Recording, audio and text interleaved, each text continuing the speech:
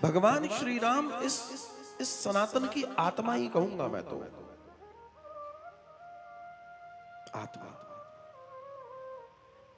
एक समय को अगर देखें तो भारत की भोर राम से होती थी, सांझ राम से होती थी। राम राम राम आज भी लोगों को बताना नहीं पड़ता, स्वतः निकल पड़ता है राम राम सीताराम। और ये बड़ा गूढ़ दर्शन है महाराज, क्योंकि आपकी आत्मा में, हमारे जीन्स में, हमारे पूर्व से हम बोलते आ रहे हैं, इसलिए कोई सिखा नहीं रहा, कोई सिखा नहीं रहा। हम उस स्थिति को समझें कि राम कौन है। राम एक ऐसा दर्शन है जो ये बताता है कि पिता कैसा हो। राम बताते हैं कि पति कैसा हो। राम बताते हैं पुत्र कैसा हो। राम बताते हैं भाई कैसा हो। राम बताते हैं बड़ा भाई कैसा हो। राम बताते हैं छोटा भाई कैसा हो। राम बताते हैं राजा कैसा हो। राम जी के दर्शन में आप हर एक दर्शन को देख सकते हैं, और यही राम कथा का मूल है कि अगर तुम्हें एक महान जीवन जीना है तो राम जी के निकट रहिए। महान जीवन जीना है तो राम जैसा त्यागी नहीं है साहब। दुनिया में हमने बहुत सुना कि जब तुम्हारा चौथापन आएगा तो तुम वन को जाओगे, वन में जाकर तुम भजन करोगे, लेकिन पहली बार ऐसा देखा कि कोई राजमहलों से निकल के युवा वन में जाता है, 14 साल तब के आता है। पहली बार देखा, पहली बार देखा कि सती सुना तो था कि सती होती कौन है। पहली बार देखा कि विदेह जनक की बेटी सीता वास्तव में एक महासती है, जो अभी अभी आई है ब्याह कर, और उसे पता पड़ता है कि उसके पति को ऐसे ऐसे जाना पड़ रहा है। वो अपना धर्म निभाती है। वो कहती है नहीं,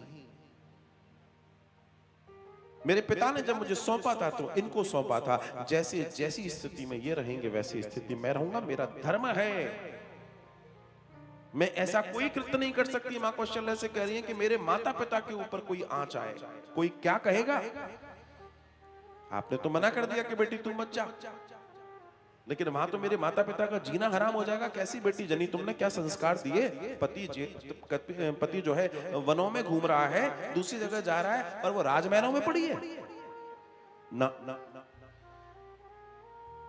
सीता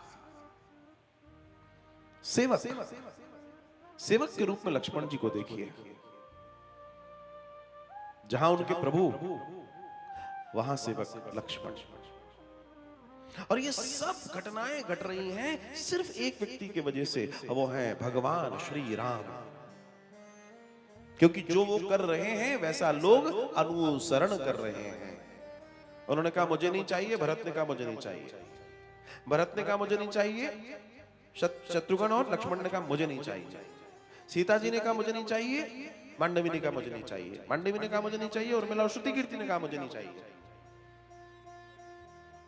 विचार कीजिए, सोचिए।